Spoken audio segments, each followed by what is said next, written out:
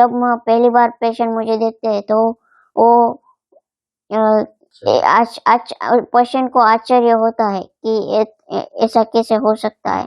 फिर वो भी एक्सेप्ट करते हैं और मैं भी एक्सेप्ट करता हूँ, तो वो बहुत खुश होते हैं। मैं तलाजा तालुका के छोटे से गाँव गोरखी से बिलोंग करता हूँ। मेरे फादर मदर किसान है और मजदूरी करते हैं।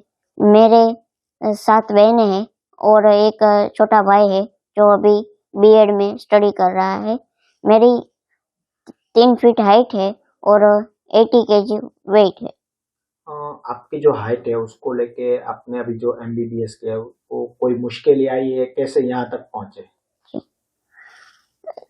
जी, जब मैंने 12th साइंस का पास किया नीलकंठ विद्यापीठ तलाजा से और एमबीबीएस में एडमिशन लेने के लिए नीट की एग्जाम क्लियर की और एमबीबीएस में एडमिशन लेने के लिए फॉर्म फिलअप किया, तो MCA committee medical council of India उसकी कमेटी द्वारा मुझे रिजेक्ट किया गया कि आपकी 3 फीट हाइट है, इसलिए आप इमरजेंसी केस हैंडल नहीं कर सकते।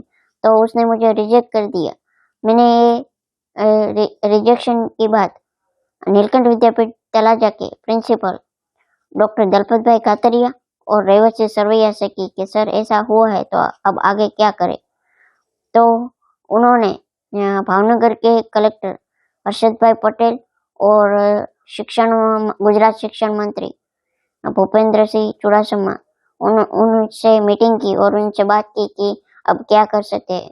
तो हमारे भावनगर के कलेक्टर के मार्गदर्शन के साथ उन्होंने डिसाइड किया कि हम गुजरात हाईकोर्ट में केस दाखिल करेंगे। फिर उन्होंने गुजरात हाईकोर्ट में केस दाखिल किया। हमारे साथ दूसरे 2 और कैंडिडेट शामिल हुए जो वो भी अलग अलग तरह की डिसेबिलिटी फिर कट थे जैसे चलছে ना। ओके, हमारे साथ दूसरे 2 कैंडिडेट इस केस में शामिल हुए। एक शेख मुस्कान जो बड़ौदा से थी और दूसरी हिना मावसिया जो राजकोट से थी। हम तीनों ने गुजरात हाईकोर्ट में केस दाखिल किया। गुजरात हाईकोर्ट में 2 महीने के बाद हम केस हार गए।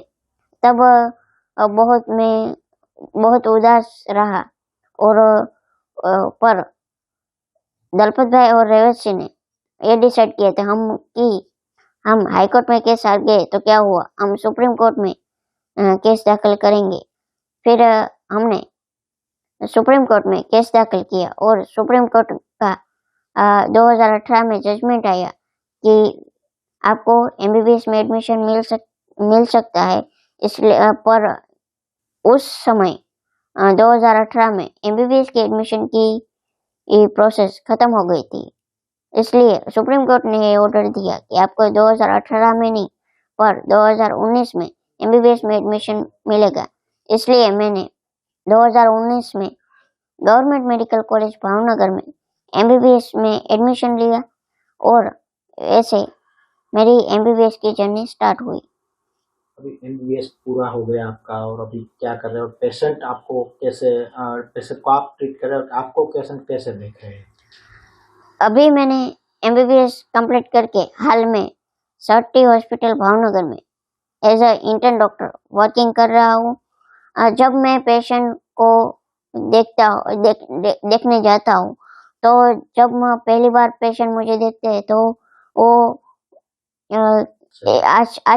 पेशेंट को आश्चर्य होता है कि ऐसा कैसे हो सकता है। फिर वो भी एक्सेप्ट करते हैं और मैं भी एक्सेप्ट करता हूँ, तो वो बहुत खुश होते हैं।